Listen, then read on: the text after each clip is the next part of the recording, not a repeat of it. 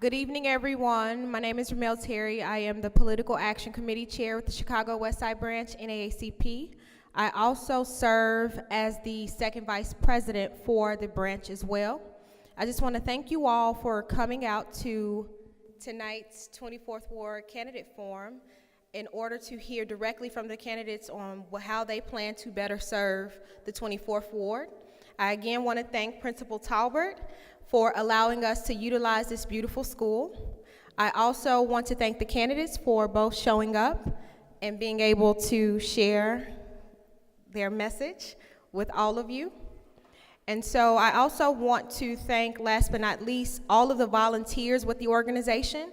If you're not aware, all of us who are members of the Chicago Westside Branch are volunteers, so we do not get paid to organize these events. We really are passionate about our communities, and so I just want to thank all of those volunteers who have assisted in organizing this event. And without further ado, I'll go ahead and introduce our moderator for tonight, Mr. Dwayne Truss. Hey, good evening. How y'all doing that day? Well, as usual, thank you all for coming out tonight in this important election. As you know, this is a runoff election between these fine young individuals here, Ms. Vetress, Boyce, and Michael Scott Jr. I think, we're going to ask them some really tough questions, and we're going to really try to drive the conversation so they can give you specific answers. In lieu of, we did a budget presentation the last time around, and I just want to say that at the front table, Mr. Lewis, do you have that form with you? That there's this this document here that has links to where you can get a PowerPoint presentation, download it, articles, very good article, the second one, a very good article about the budget issues and the debt issue and the pension issues facing the city of Chicago, as well as information from the Sun-Times about the lowering of the city's bond rating. So we just want to be able to make sure you get this and have that information for yourself. So without much further ado, I think we're going to have Ramil to go ahead and go over the ground rules real quick. Yes, so we really want to make sure that we are being respectful throughout the entire event. We want to allow each of the candidates to give their answers completely without any interruption. We really want to make sure that we are not heckling or booing any of the candidates, and we also ask that the candidates themselves respect one another and not engage with the audience either negatively. And so you all should have sample ballots that you could have gotten at the front table. If not, there's a young man in the back who's handing those out where you can take notes based on what you heard from the candidates, and you can take that information into the polling place with you. The first question is going to be from Ms. Boyce. And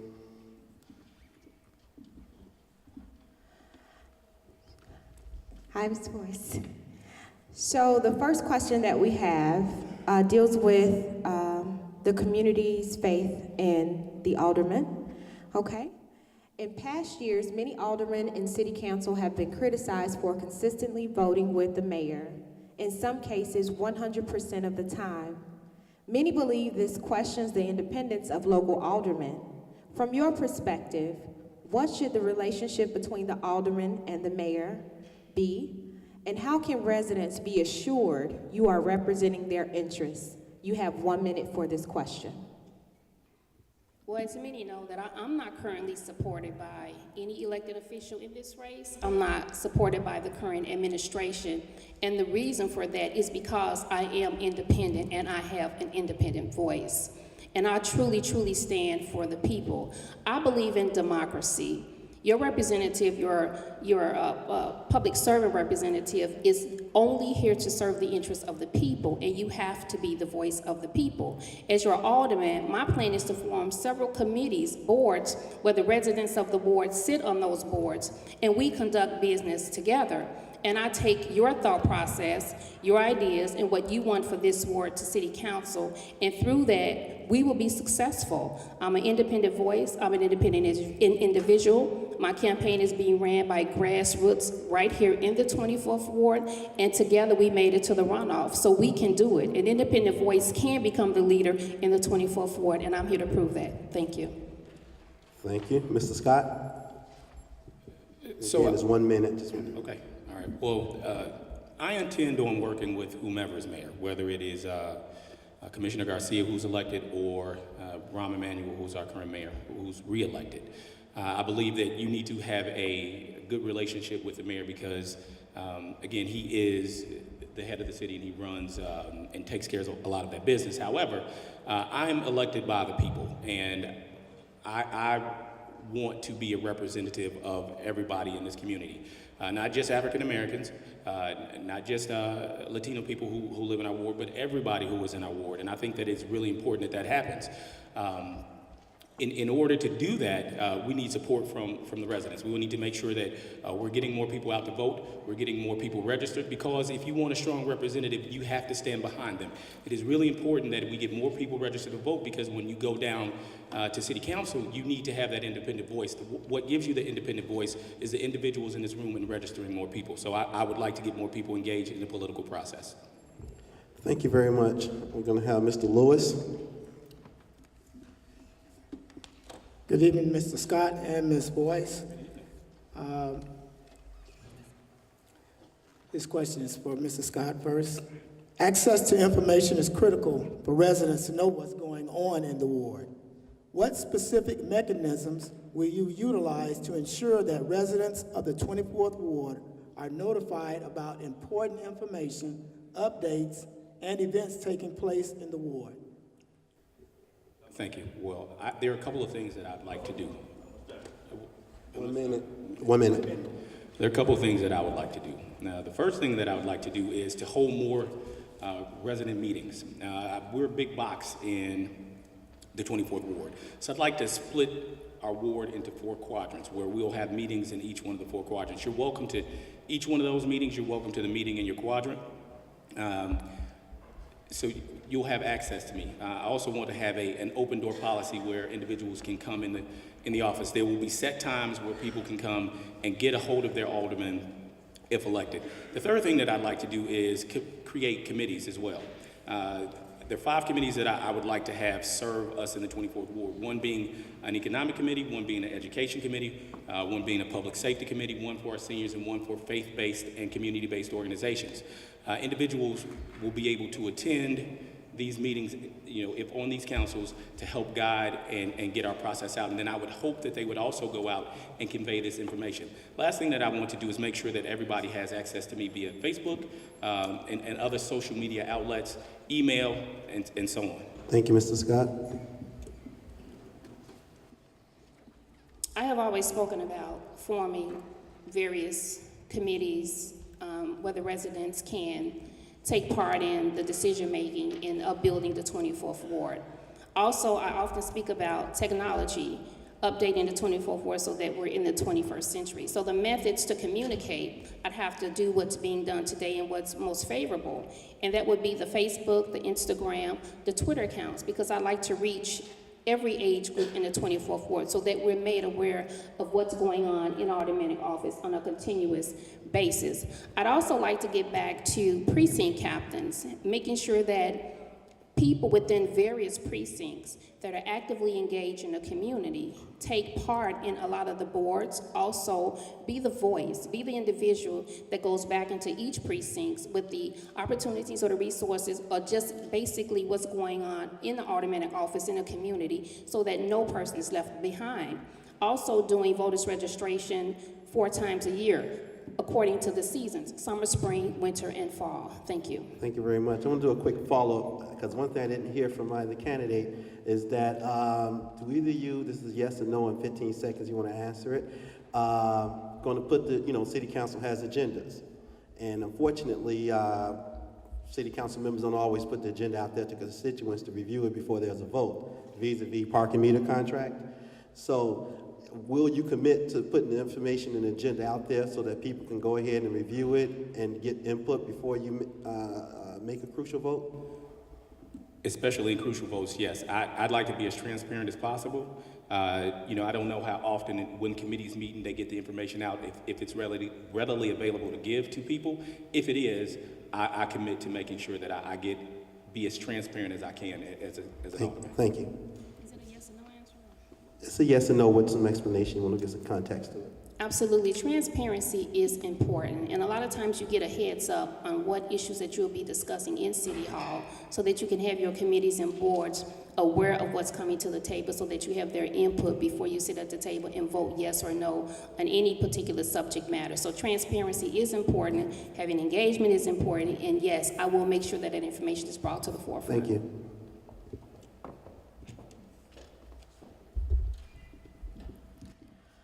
So the next subject matter we're going to touch on is schools, okay, and education. So the 24th Ward has 2 schools that are sitting empty as a result of the mayor's closing 50 schools 2 years ago. Those schools are Pope and Henson. Even though the mayor plans for repurposing the school has been in effect for nearly 2 years, there has been no serious community planning surrounding these schools as the plan would dictate. It has been shared that there have been discussions between the alderman's office and developers and charter school operators. To this day, both schools remain empty and have been vandalized. So this question goes to you first, Ms. Boyce. How would you go about getting these buildings back into productive use for the community? You have 1 minute. I have a strong interest in entrepreneurship, and I posed this question on Facebook a few weeks ago, asking what did the residents think about taking those unused facilities and making them into entrepreneur centers for adults, training and teaching them how to, not only how to open businesses, but to also educate them and walk them in the path of what type of businesses would be more successful today opposed to others. Also making sure that we get those rooms fulfilled and having the capacity and the financial means to make sure that they're operable, and also having technical assistance and capacity building for those businesses so that they're able to extend themselves beyond the average 2-year range that new businesses tend to fail, but making sure that we have entrepreneurs fully engaged and have the access to resources to make sure that they can take those businesses from the cradle to the gate. So educational entrepreneur centers is what I would like to do for those businesses. Both of those schools are rather large schools, and what I would want to make sure is if we're going to put somebody in those buildings, that they're properly resourced. I don't want to open up a center where we're serving 50 to 100 individuals and we're using the gas and the water and the electric and it's not cost effective. So the first thing that I would like to do is propose this to my education council, the one that I will form as an alderman, and make sure that we're putting in the correct and the most, it's going to be the most prosperous tool that we can put in there. So if it is a entrepreneurial center, or if it's a trade center, or if it is another school that is going to be properly resourced, the Education Council, along with myself and community residents, will make that decision. But a short answer to your question is, I would love to see those schools open, as long as they are properly resourced and we're not losing money on the tail end, on the front end. Quick follow-up to that, because when you say properly resourced, so you're saying if there's not any resources, you'd rather see the buildings remain vacant, or? No, that is not what I'm saying. What I'm saying is we need to find the proper resources before it opens, so that there is an opportunity for individuals to come in and do all kinds of things with those buildings. They're huge. We could do social service centers where you can have different kind of social services inside of the building, so it'll be a one-stop shop so you can come in and get all of those things done. I would love to explore that option, but what I don't want to do is open up a building that you're going to put 50 to 100 people in and you can serve 400 people, because that's going to be a waste of taxpayers' money. Okay, Ms. Boyce, do you want to elaborate on that question? Is that follow-up? Well, there are several resources that we could use to open up entrepreneur centers. The Latinos currently have one that's been operating for a few years now, and they've been using a lot of government funds to do it. TIFs, BCBG grants, there are several aspects of revenue that's available to make sure that those businesses or that the entrepreneur center is properly funded. I agree that you definitely don't want to open up centers that don't have the proper resources to make sure that they can function and function at a very high level. But the thing is putting together proposals to go after the funding, the necessary funding, to make sure that they will be sustainable. Thank you very much on that. Now, we're going to go on this portion, and it's going to be yes or no questions that Ramil Terry is going to go ahead and ask these questions. You're going to have like 15 seconds, so she's going to be driving this portion, okay? So, yes, and elaborate. Yes, 15 seconds to kind of. Yes, thank you. So the first yes or no question, there are currently 5,000 empty seats in charter schools. Will you support and advocate for a permanent freeze at least 30 years on the commissioning and/or creation of new charter and contract schools with public funds? Michael. 30 years? Okay.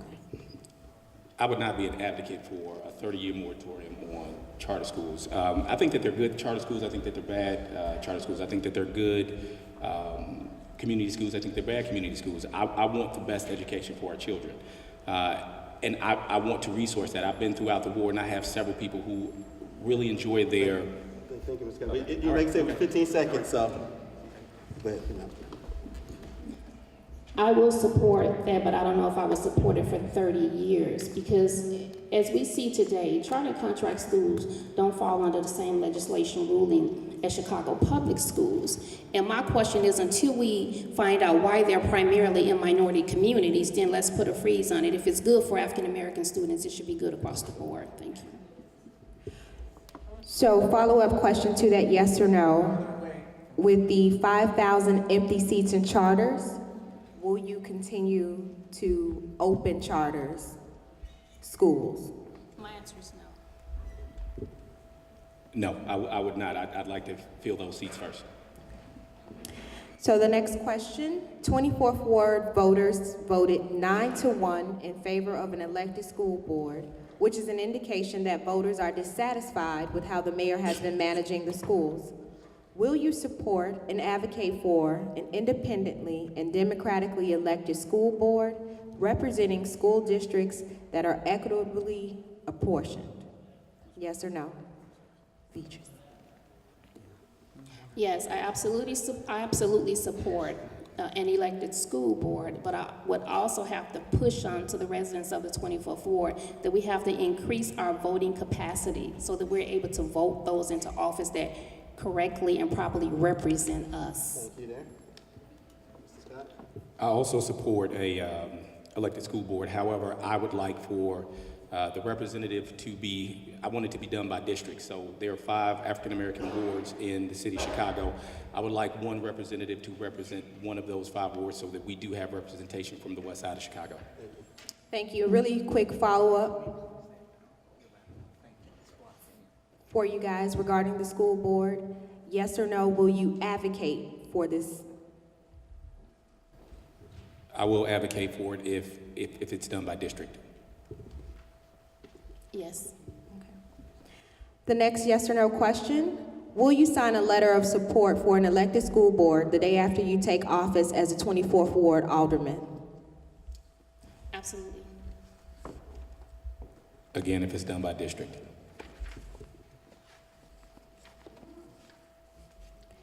The last yes or no question, Chicago Public Schools is projecting a $1 billion budget deficit for the 2015-2016 school year. Will you lobby Springfield to lift the school property tax cap, allowing the Chicago Board of Education to raise additional revenue for the schools? Mr. Scott? My first option would be to ask them to try to do a graduated progressive income tax and then expand the sales tax base. If that does not work, then yes. Thank you.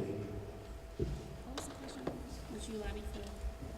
So would you lobby to lift the school property tax cap, allowing the School Board of Education to raise additional revenues for school? I would not support raising taxes, but I will support other means for raising resources for the schools. Okay, just real quick, Chicago Board of Education is an independent taxing body. they can, raise taxes. However, state law caps how much you can raise property taxes.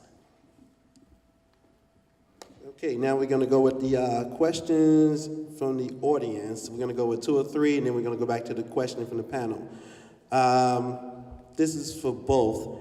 Currently, North Lawndale is 94% African American, and some residents have said they want it to stay that way. In your opinion, what is the role of individuals of different races and ethnicity in the development of North Lawndale? So it seems like some people got concerned with folks that's not reflective of the Lawndale community that seems to be getting more, I guess, the driving development in North Lawndale. Sounds like that's the question. Does that sound the context whoever sent this card up?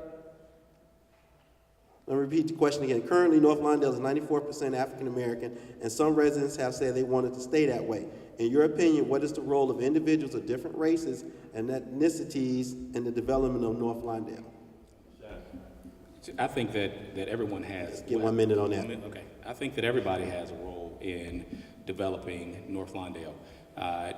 What I do know, though, is that we are predominantly an African American community, and we need to cultivate businesses and development with people who look and feel and talk and are from the community, and I want to do that. However, I do not want to be exclusive to anyone who lives in this community. I think that we all have a stake in the 24th Ward.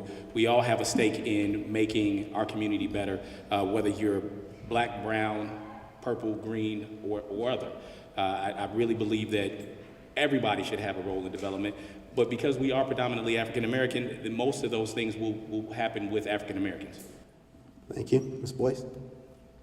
As a political leader, you have to serve all the people that you represent. So you have to be inclusive across the board. And in the 24th Ward, we do have Latino and African Americans. And it's true that African Americans make up 94% of the population. And in the areas where the African Americans are mainly housed, the businesses, the opportunities should reflect that they're fairly represented, not only in the 24th Ward, but across the city. But I will represent every ethnicity in this ward to make sure that we all receive our equal due share of whatever resources become available. Thank you very much. Okay, question for both candidates. What are the plans to bring a decent grocery store into the 24th Ward? And I'm guessing this is a mainstream store like a Mariano's, Jules, Dominic. Well, no such thing as Dominic's in Chicago anymore. So Jules or Mariano's. So any plans, any thoughts? 30 seconds on that one. Currently, we have what's called a food desert in the 24th Ward. We don't have quality grocery stores. So we have been in sit-downs with Mariano's and Pete's to see if they're interested in coming into the 24th Ward. We have a lot of land. We have vacant buildings where they can house themselves. So building the relationships and making sure we get quality grocery stores in the ward is one of my primary goals. I also think that we need another quality grocery store. I think we need an anchor here in the 24th Ward. It is unfortunate that we have to drive out of our community to get some of the items that we would be able to get at a grocer. I've also been in contact with an individual grocer that will do not only fresh fruits and groceries, but cooking lessons, nutrition lessons. Not at liberty to provide who that is just yet, because we're still in conversation, but if elected, I do plan on bringing a grocery store to the 24th Ward. Well, I guess my quick follow-up would be, if you're not elected, you're still gonna have that conversation? I still will have that conversation, yes, sir. Okay, and also just a note, because there was a Dominic's once upon a time there on Roosevelt and Kesey, and it seems like when the TIF subsidy expired, they expired. So 20 seconds each of you on that thought process. I mean, it seems like we say what we want, and then sometimes the reality is, do we really support what we say we want? Well, I do believe that we need to be better supportive of whatever comes in our community. We need to buy from our community. A lot of times you buy and it goes directly out of our community because we're not frequenting people that look and feel like us. However, I really 5 seconds. Yeah. when you cut me off, hold on. So I really think that it is important. The TIF subsidy doesn't matter. I think we need to support that grocery store and make sure that it is prosperous. I think Dominic's would have left anyway because they left the entire city. They left us a little bit earlier, but they left the city, and I don't think because of the subsidy, but because they were folded.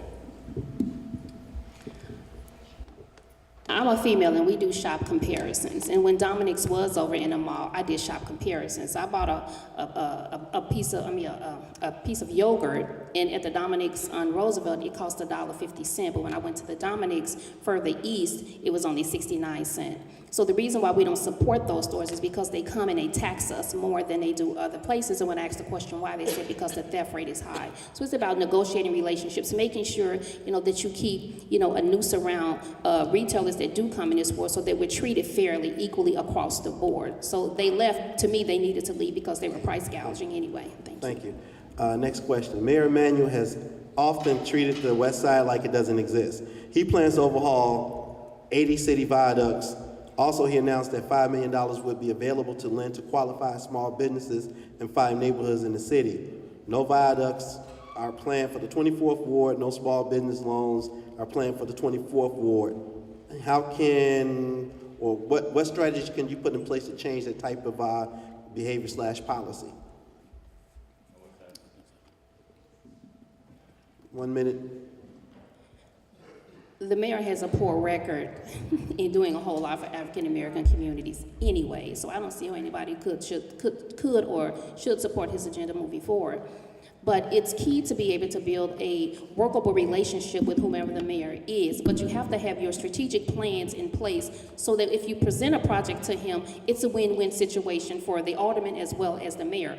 We've had a very disengaged alderman in the 24th Ward, so the lack of resources, it can't primarily fall wholeheartedly on the mayor, but it also has to fall on the lack of representation as it relates to the 24th Ward. So being engaged, being experienced, and knowing how to put 10-year, 5-year projections in place, and knowing where the bodies lie, knowing where he can pull resources to benefit the 24th Ward, it's my job as your representative and your leader to make sure that business gets handled appropriately. Thank you.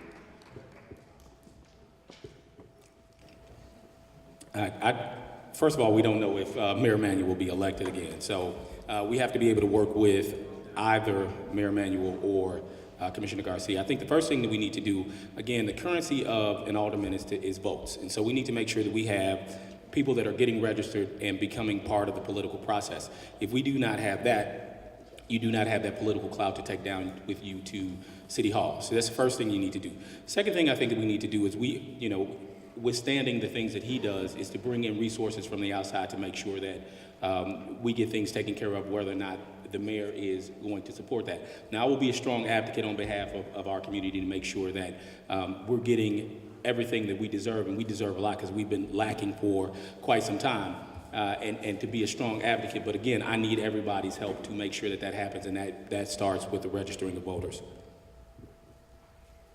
Thank you very much. Now we're going to switch back to questions from the panelists, and we're going to go with Ms. Isaac Lewis.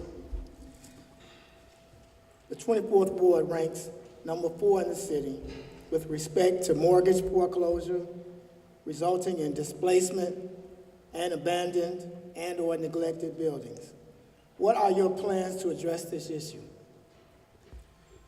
So Isaac, I've talked a lot about having homeowners on the block kind of form a co-op, so that I get a lot from residents that, you get absentee landlords that come in, purchase these properties, and leave them and bring renters in. Renters tear that up, and they tear up the block, and it is not a good situation for anybody on the block. And so what I would like to do is kind of maybe do a co-op where individuals that are on the block can take ownership of those properties.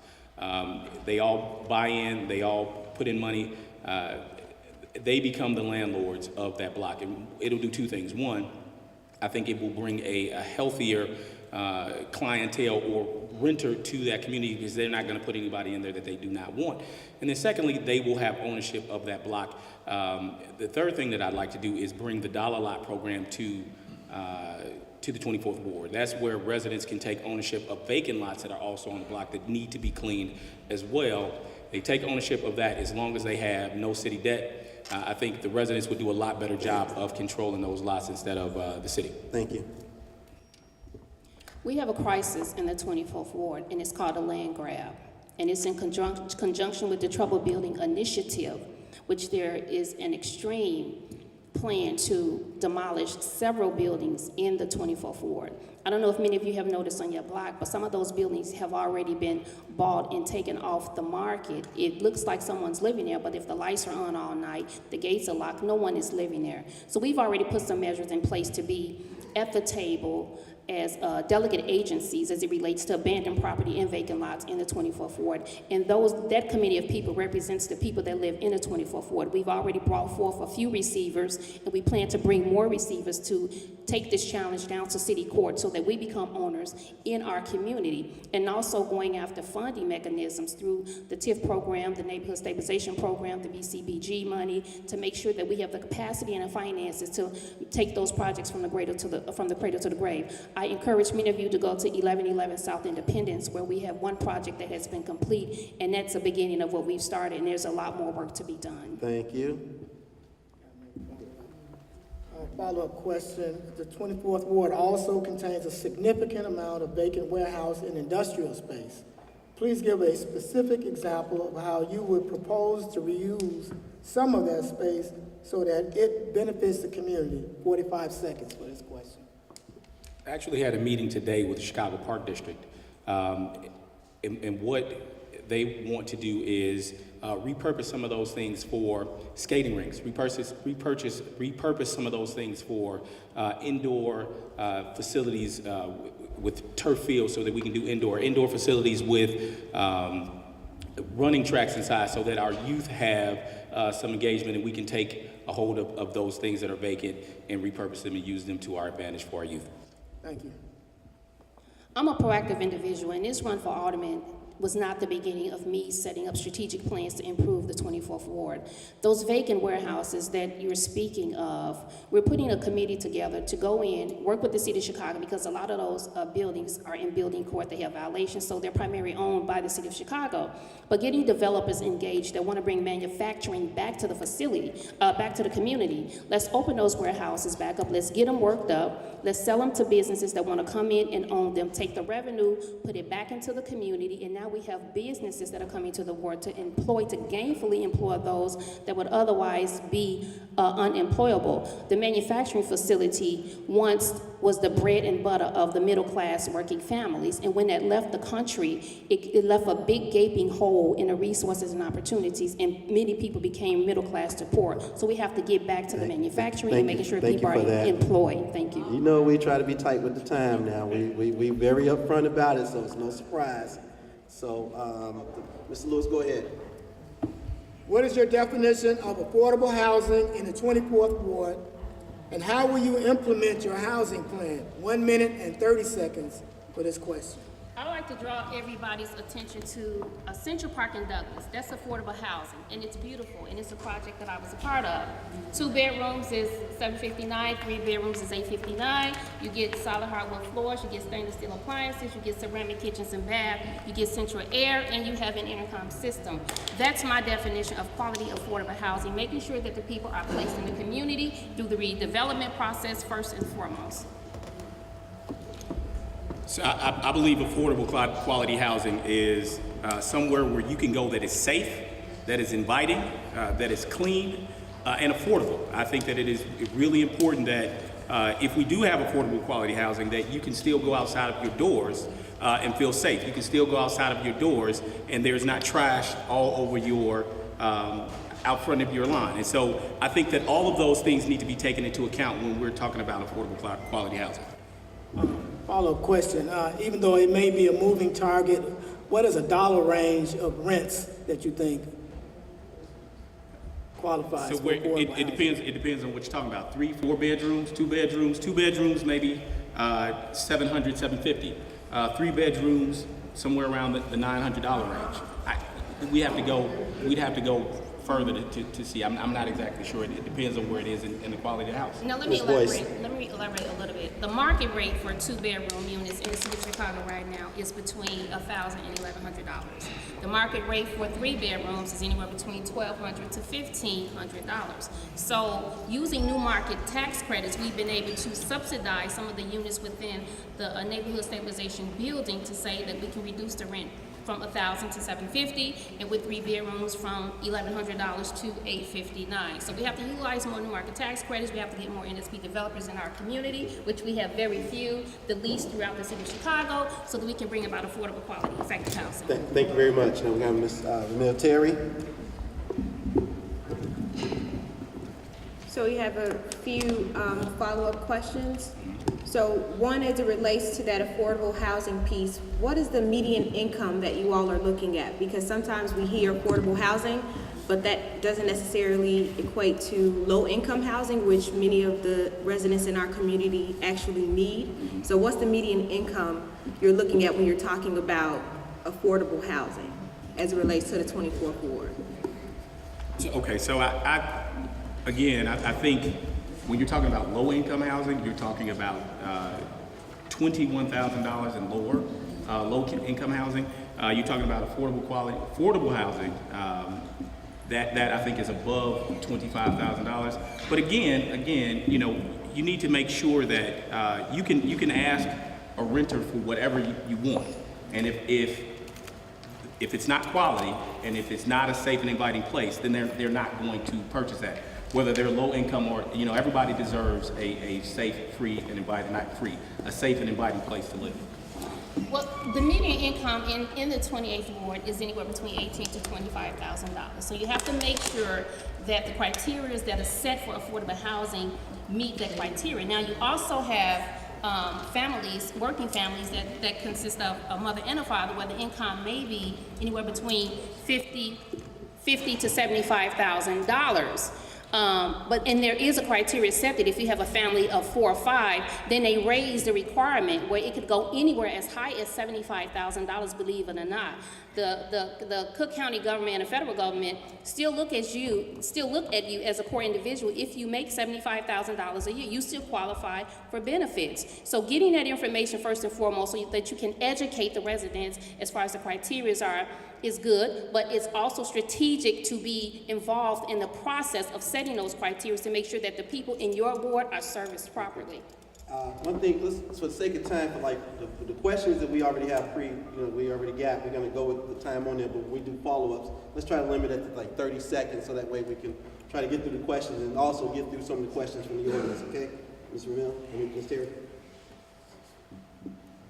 So the next question deals with participatory budgeting, okay? So would you commit to participatory budgeting in which the community prioritizes and votes on capital projects to be financed through the Aldermanic menu? So some highlights about this process for the community.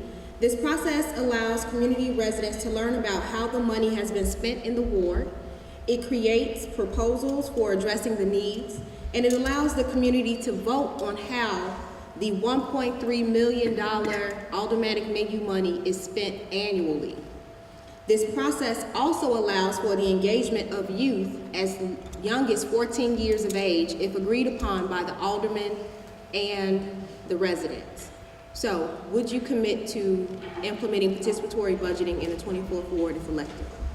Yes, I would.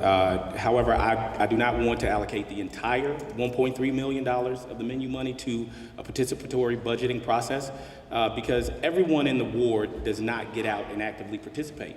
And so there will be some wards that are left, some precincts and some areas that will be left behind if we do participatory budgeting on only those who come out to those meetings and want to vote. I think that some of that money should be left aside so that projects that are in dire need with people on blocks that do not come out can still be serviced. So really quickly to clarify for you, in order to commit to it, you have to give up the $1 million, and the $0.3 million is to cover any overages that may occur. I'm willing to look at that. I want to make sure that everybody in the ward is serviced. There will be, 0.3 or the $300,000 may not be enough to service the entire ward. So if not, I would like to look at a hybrid of that because I want to make sure that everybody who deserves services get those services. Ms. Boyce. Participatory budgeting, it simply means the transparency of how the money is spent, the menu money that you're given on an annual basis. And yes, I commit to that. Absolutely I do.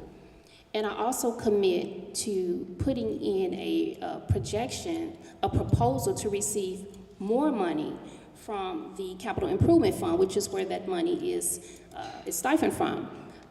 There are wards out there that have put in 5 and 10-year plans to get more money, $5 to $10 million, because we're in a crisis in the 24th ward. We need help, and our streets, our alleys, our light poles outside are outdated. We need to get some beautification in place. So day one, we're putting together a budget to go after more funding as it relates to the capital improvement. So yes, I am for that 100%. Thank you. So the next question deals with TIFs. So what specific reforms, if any, would you make to the TIF program? You have 45 seconds for that. Currently, we have $1.7 billion in TIFs across the city. The 24th ward, we have more TIFs in our area than any other area. We actually have 6. And believe it or not, we just lost $20 million in TIF because our alderman did not attend a hearing that he was supposed to. So I have plans to go after that $20 million. And the SPIF program, the Small Business Improvement Fund, the NIF programs, the Neighborhood Improvement Funds, it's not coming up to me consistently enough. So using those funds, which the TIF is a stem to do the redevelopment of blighted communities, and we are definitely a blighted community. So I plan to utilize those funds to redevelop our community, to bring businesses there, to help homeowners, to assist small businesses, bringing back into play the Greater Lawndale Black Chamber of Commerce, so that we go after all the financial resources that we can take advantage of. In terms of reform, I would want to make sure that they are not porting our TIF dollars that come from our community and porting them to other wards and other communities, and making sure that we're doing everything that we can, because we are a blighted community and the TIF dollars are for blighted communities, making sure that we have economic development plans across our ward on Ogden, on Roosevelt, on 16th Street, so that we can systematically go out and spend that money the way that it needs to be spent, and do not leave any of that money on the table so it be ported out from our communities. Thank you. So a quick follow-up to the TIF subject matter, yes or no? Do you commit to a TIF advisory council with a broad base of community stakeholders and professionals providing input into every decision around TIFs in the 24th ward if elected, yes or no? I talked about an economic development committee, and I think that is part of what the economic development committee will be doing. The answer is yes. Thank you. So the next couple of questions are going to come from Mr. Isaac Lewis.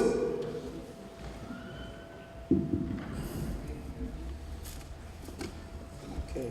The alderman plays a critical role in economic development projects in the ward. What are some measures you would take to ensure local participation in development projects? For example, contracts, employment for residents, and community input. 1 minute. Okay, well, there are some things called community benefits agreements that I would want to make sure that are in place. I want to make sure that we develop a chamber of commerce that I want to develop. We have some attempts at it, but I don't think that they have been successful. Obviously, they haven't, because we don't have a lot of economic development. I think that this Chamber of Commerce, I have a plan to have resources generated or pushed into that. And the caveat would be that anybody who receives money from this organization would have to make sure that people are trained and people are given the correct amount of opportunities to bid on these jobs or be part of these jobs in this economic development. Again, this is not new for me, and there's no need to recreate something that's already in place. The chamber that's in place consists of stakeholders and businesses that are in this community. The plan is to give them resources that they need to operate and function properly. So we have to utilize what we have to move forward, to get all the things that we want. Economic development is my platform and has been my platform since 2011. And my plan to make sure that we participate is that I am the creator of the community benefits agreement that was brought forth 2 years ago in the city of Chicago, period, with the UCAN project, fighting to make sure that we have inclusion on that $30 to $50 million project to make sure that not only did we have inclusion, but on a construction level, but making sure that we are first at the table to provide the necessary resources that this business would need, and make sure that the residents here, are fed properly through the resources. So we fought for inclusion, and a lack of support from elected officials is the reason why it wasn't successful. It's not because of the community that didn't try. We didn't have the necessary push from the political standpoint that we needed to make it successful. Thank you. Follow-up question. Do you commit to enforcing community benefits agreements for every development project in your ward if elected? Yes or no? Yes. We will be the community benefits agreement capital in 24th Ward. Thank you. Next question. Unemployment in some areas of the city stands at 25%. For African Americans, that number is even higher. Please give 2 specific examples of how you, as alderman, will address the unemployment rate in the ward. 1 minute. What I would like to do again is create a chamber of commerce. Again, my opponent talks about one that has been created. However, I don't see the fruits of their efforts. And so I want to make sure that we're doing that, and even if it is created, making sure it's bolstered so that we're creating small businesses. Small businesses will be very important into making sure that we get employment. Second thing that I'd like to do is make sure that we have an anchor here in the 24th Ward, whether that is a big box, whether that is a grocery store, but that anchor will be a catalyst for growth. The third thing that I'd like to do is, I believe that cleaning is a part of economic development. I want to take some of these young men that are on the corner, possibly take some of these TIP funds and put into a workforce development program where we will employ these individuals that are on the corner, and we'll get them to put down their guns and their vices, because we will have an opportunity for them to be employed and take ownership of their community by cleaning it. Sometimes I think that when they talk about cleanliness, I think they're speaking of an ethnic cleanliness, because if you have a chamber that's already in place, it's not to criticize it, it's to find out why it didn't work. Find out what the issues were. Bring the resources to the table. And it's not just one, there are 2 chambers in the 24th Ward. Just in case you didn't know that. Now the question was, how would you bring about jobs? How would you bring about jobs in the 24th Ward? We've done a lot to bring about jobs, especially as it relates to construction. Again, with the construction projects that we have, we pull up guys off the corner, guys with records and backgrounds. We don't discriminate at all, period. If, nobody wants to die, nobody wants to live on the corners. People want a chance, not just another chance, not just a second chance, but they want another chance. So we pull people off the corners to work in these projects, to work on these construction projects, to make sure that they're off the corner and being gainfully employed. We're talking to manufacturing facilities about coming back to the 24th Ward so that we can avoid the process of checking a box to say whether you're a felon or not. We have 92% unemployment among our youth, and we have to get them back engaged. And collectively, with an economic plan, we can do that. Okay, thank you very much. And we're going to ask you questions from the audience. Now, this one, we're going to ask one of each of you. And let's go with about 45 seconds for each one. The first one is from Mr. Scott. Mr. Scott, you stated that Henson is a big school prior to closing. Henson had partnerships that worked. Do you not believe this is possible? I think it goes back to the comment you may have, I'll answer it. Yeah, go ahead, but I guess it's about resources because they did have partnerships in the schools. I do not believe that the closing of the schools were done correctly. So let me get that clarified first. Secondly, I talk about making sure that the schools are properly resourced when reopening. Partnerships work. Collaborations with the government work, collaborations with anybody. As long as it's properly resourced, then we are going to make the best use of that facility so that we do not have 100 people that are in the facility and it's being underutilized. You're accountable for the heat, the gas, and everything else that goes on in there. We want to make sure that it is properly resourced before we reopen those. That's all. That's the clarity on my comment. I got to sneak it in, but I got to also say that, when you say something like utilities, because this has been already documented by Catalyst, that Chicago Public Schools actually spending more money to keep the buildings maintained while they were closed than when they were actually used. Okay, well, then we need to find a proper mechanism to put in that place. That's all that I'm saying. I'm not saying that they're doing better closed, What I'm saying is we don't want to open them and they're not being properly resourced. It won't work. Well, I think it's a concern from those in the community is that these buildings are actually, I think was mentioned earlier about they're actually deteriorating. So you're spending more money for maintenance, like to keep antifreeze in the pipes and what have you, keep the heat running a little bit in the wintertime so pipes don't burst. But yet you have vandalism that's going on. This is a question for Ms. Boyce. During your last debate, you said you would interview people for jobs in and out of the 24th Ward. An alderman only gets 3 jobs. Are you being honest or just don't know? No, I'm being honest. I don't care if it was 2 jobs, It doesn't matter to me. But I will conduct interviews for those positions. And yes, I am being honest. So you basically say that somebody's the best qualified person is out, person. and if they don't live in the 24th Ward, that'll be it? I'm looking first within the 24th ward. If we can't find, qualified candidate, then I will seek outside. Okay. Can you repeat your answer again, please? The question was that if no one from the 24th ward qualified, would I seek outside the ward for qualified individuals? And the answer to that is yes. Okay, this is a question for both of you. Who started? Okay, Ms. Boyce, you start with this one. About 45 seconds. But what ideas do you have to reform the Chicago Police Department if you think it needs to be reformed? And will you support replacing Superintendent McCarthy? I spoke recently about that. Yes, I would support the replacement of Superintendent McCarthy. And also we would have to have a community meeting regarding it. How do we move forward, with that issue? And to the ideas that I would propose to the city of Chicago as far as it relates to police reform is to implement more community policing.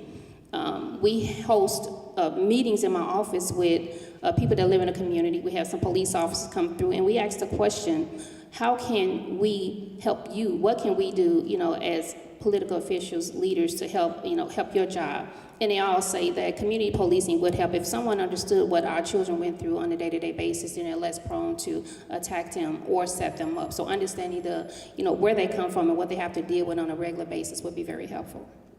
Mr. Scott, any ideas to reform the Chicago Police Department? So I think that especially with people with officers that work in our ward, and there needs to be some kind of training and some kind of awareness of sensitivity training on, again, what we go through as a community. I would love to bring more officers on. However, you have to figure out how to pay for that. So before we bring those officers on, we need to make sure that they are trained properly, they are out giving our community the best services possible. I'd also like to get back to a community policing model where, our officers are walking the beat, learning these young people who are on the street so that they understand who they are and what they've gone through. Lastly, in terms of Superintendent McCarthy, I am unsure of whether I would put him back in office. I would like to have a conversation with him about what it is that he's doing and how it's going to directly benefit our community. So it sounds like a maybe. It is a maybe. Maybe, okay. All right, question with both of you. With you, Mr. Scott, first. Just reading the question. I've heard a lot of discussion about serving adults in the 24th Ward. What about the youth? Any plans for a better park, summer jobs, youth development, etc., and restoring those programs in the 24th Ward? Okay, so 45 seconds. All right. One, I think it's about getting information out. The Chicago Park District, and me in general, I have employed over 300 to 400 youth in the summer in North Lawndale, Austin, and East and West Garfield. And the only qualification is to make sure that they want to have that they're in school, they've been through after school matters, and they have some kind of training in recreation and park management. If that happens, they get those jobs. And so making sure that individuals know how to access those. In terms of park programs, I've already started the process to work with churches and community-based organizations to get them further engaged with the park. What people don't know is the park has over 200 skates that people can use on a regular basis that they just do not. And so making sure that information gets out. Time's up. Okay, sorry, sir. 45 seconds. Okay, no problem. Okay, Ms. Boyce, 45 seconds. We have youth involved at our office on a consistent basis. They come there for community service hours. At the last forum that we were at, I had two young individuals around the age of 10, 11 asking me, you know, if we could put surveillance cameras out in the street so that they could feel safe. Our youth are very concerned. We have 92%, again, unemployment among African American youth, and it's a dire need for jobs.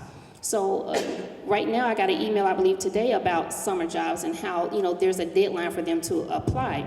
We have to proactively get this information out to the community, to the parents of these children, so that they can get these applications in a timely manner. A lot of times they find out too late about job opportunities, but making sure that the information is readily available, making sure that it reaches the constituent basis, making sure that everyone is aware of the employment opportunities that do come about. Thank you. Thank you very much. Now we're going to go back to questions from the panel. Ms. Ramil Terry. So this one deals with minority contracting. So according to a report submitted October 30th, 2014 by Jamie Reed, the Chief Procurement Officer of the City of Chicago, made $531 million in payments against contracts between January 2014 and September 2014. Of the payments made during this period, 29% went to minority-owned business enterprises and 7% went to WBEs. Of this amount, African-American firms were paid $61.7 million, or 12% in 2004, as compared to 11% in 2013. Yet African-Americans make up 33%, up over 33% of Chicago's population.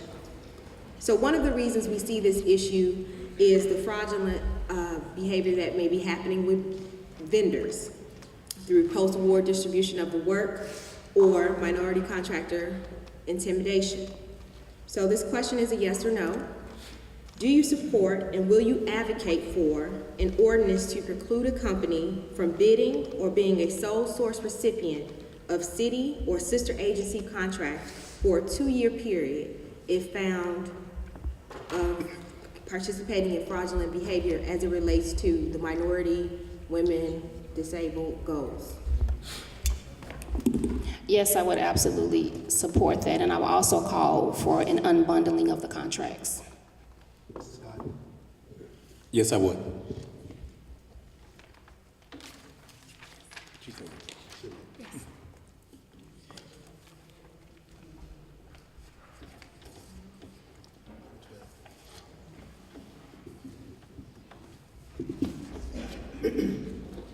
With the looming pension crisis and the fact that Moody's has downgraded the City of Chicago's bond rating to Baa2, putting Chicago's rating 2 notches above junk status, potentially triggering additional interest rate penalties and resulting in the worst bond rating of all cities other than Detroit, Michigan.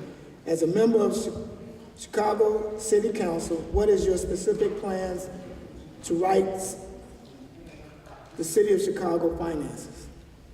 Furthermore, plans that do not include generating revenue by taxing of lower income communities via parking, red light tickets, etc. 1 minute and 30 seconds. Okay, so one, I think we need to wait on the Supreme Court's decision in pension reform. I think that gives us the roadmap to whether or not we can reduce a person's, we can reduce their contributions, increase their contributions, increase the retirement age. I think that first has to be set. And once we get that, we'll have that roadmap. Second thing I think we need to do is seek help from the people downstate who make laws, and hopefully we can have them create a progressive or graduated tax, which, it holds the line on property taxes from those who don't make a lot of money. And then I also think that we need to expand the sales tax base, which we will be taxing services as well. And I think that will give us a little bit more. The very last option, I think that anybody could ask any of these residents who already pay too much in taxes is to raise property taxes. Can you repeat your question? It's a little bit. Yes, I'm ready. With the looming pension crisis and the fact that Moody's has downgraded the City of Chicago's bond rating to Baa2, putting Chicago's rating 2 notches above junk status, potentially triggering additional interest rate penalties and resulting in the worst bond rating of all cities other than Detroit, Michigan. As a member of the City of Chicago's City Council, what is your specific plan to right the City of Chicago finances? And furthermore, plans that do not include further generating revenue by taxing of lower income communities via parking and red light tickets, etc. First of all, I support banning the red light cameras. I would like to make that clear, that I support banning the cameras altogether because it's taxing Chicago residents. As it relates to the pension, that's really a state issue and they have to deal with it. However, I don't think that the pensions should be used as a personal piggy bank. Had we not used it as such, we wouldn't be in a crisis that we're in today. I think there's another $30 million that's due in payments, I believe, this year, and there's a $37 billion a deficit that's sitting there with the pension. So we have to start, a pay-as-you-go program, not a pay-to-credit process with the city. If you pay as you go and you fund these entities, then you don't have to deal with the nightmare of being behind when it comes time to pay it. So the city has got to shift the way that they do business. We need to pay as we go, fulfill the pension obligations when they need to be fulfilled, stop, transferring the bonds off of revenue as it relates to pensions, and we need to, streamline it and push that away, from the mayor so that he can stop using that, as his personal piggy bank. Thank you. It has been documented that the Chicago housing, follow-up. Do you support and will you advocate for a LaSalle Street tax, which will garner millions of dollars for the city and will lessen the burden currently placed on low-income communities like Lawndale, Garfield Park, and Austin to balance the budget? Yes. I think more research needs to be done on the LaSalle Street tax before we can say that it's going to generate millions and millions of dollars without pushing away those businesses who we're going to tax, who we currently tax to kind of make our budget meet. So I would need more investigation on whether that LaSalle Street tax would actually work. Deanie, you got a 30-second thought about the city debt problem? City debt has increased 32% since 2011, since the mayor's taken office. Any thoughts on that? 30 seconds. The budget? The debt. Well, the debt is consistently increasing because we have a huge a gape hole in the city budget. We're not paying our obligations as we move forward. And there's a lot of wasteful spending in the city. We spend millions of dollars in managing the pension plans. We have, I believe 2 different pension plans, one for the fire, police, and the laborers. And the city workers, and the management of those pension plans is horrific, and we need to find revenue where we spend less money in the management of those services, as well as attack the wasteful spending. 30 seconds. I think there has to be some kind of increase in revenue without raising property taxes, as well as looking item by item and line by line in the budget, making sure that we're cutting any wasteful spending that is in the budget. I don't think that you can balance the budget on strictly cuts alone, because you're going to really hurt the constituents and the residents of the city of Chicago. And then we have to, again, find alternate revenues, like I talked about, expanding the sales tax space, as well as a progressive or a graduated tax. Thank you very much. Going back to Professor Terry.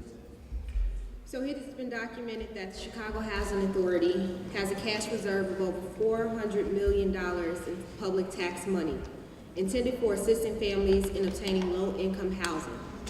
Considering CHA just accepted 280,000 applications for low-income housing, do you agree with the NAACP that the entire amount should be used for vouchers to be issued to low-income families in order to find housing in Chicago and not the suburbs? Yes or no? Yes, I agree with the NAACP for that, so that we can maintain our population in the city and stop losing population. I also believe that we should have them all go to the city residents, or have them take vouchers and use them in the city.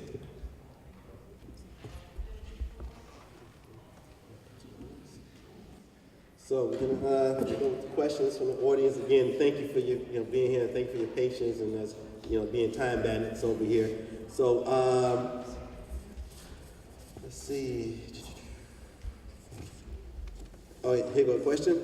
Not sure who's first, but how is your campaign funded? Are there any former elected officials funding your campaign? My campaign is mostly funded out of my pocket, friends, family, business associates, and no, I am not supported by any elected official. This is purely a grassroots campaign. It's not that I didn't reach out for support, but this is a grassroots campaign. 30 seconds, please. So I'm also put money in my campaign. Friends, families, business in the community, businesses outside the community. I have not received. Well, actually, I have received contributions from elected officials that are sitting aldermen now. However, I have not received. I've received money from elected officials. I have. Okay. I think, related kind of to the budget, City of Chicago has paid over $50 million in settlements based on the law. The City of Chicago, based on lawsuits against the police department related cases in the past year. What are your thoughts on this? Because unfortunately, the City of Chicago has borrowed money to settle these debts. to settle those settlements, so further debt. So 30 seconds for any thoughts on that? Give me that question. The city of Chicago has paid over $50 million in settlements based on lawsuits brought against the police department and brutality-related cases over the past year. What are your thoughts on that? 30 seconds. Getting a superintendent that's from the city of Chicago to understand how we operate would help. And also making sure that the policemen that we do hire are qualified and that they continuously receive training, emotional training, tactical training, over the process of being there and not overworked at all. And there are other ways that the city is spending money on lawsuits as it relates to contracts as well. And we need to try to minimize that as much as possible. I believe training is important. I talked earlier about making sure that we're training the police officers so they can identify with the residents. I also would like to see an expansion of the body camera program where if you have them on and they're on all the time, then it may lessen the police their attempts to violate someone's personal rights. And so if they're on, I think that will bring down the amount of violations that they do to one's personal. Thank you very much. Back to Ramil Terry. So this will be our last question from the panel. You have 1 minute and 30 seconds for this question. What is the biggest political difference between you and your opponent, and why should that difference motivate residents to vote for you? And how does that difference reflect that you should serve as a 24th Ward alderman instead of your opponent? Minute, 30 seconds. The biggest political issue that separates me from my opponent is that I'm not supported by the current administration whatsoever.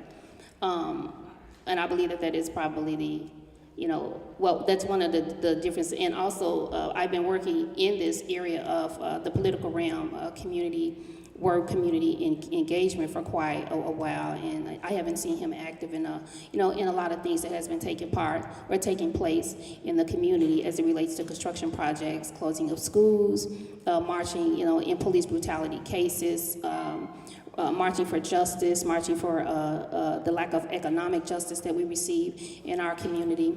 And we also have a difference as it relates to experience in dealing with multi-millions of dollars on a consistent basis, running corporations and, budgeting and projections, things of that nature, and also just being completely engaged in what the community is about, what we need, being involved in a community and being actively seen and represented consistently.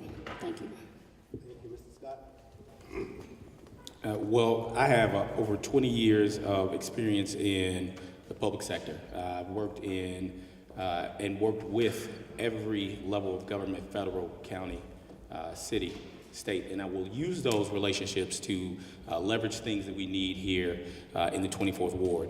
Also, in terms of engagement, I've been at the Chicago Park District for the last 7 years, where I have been engaged with getting our young people off the street. I have been engaged in making sure that our young people have great quality opportunities such as dance, such as music, such as sports.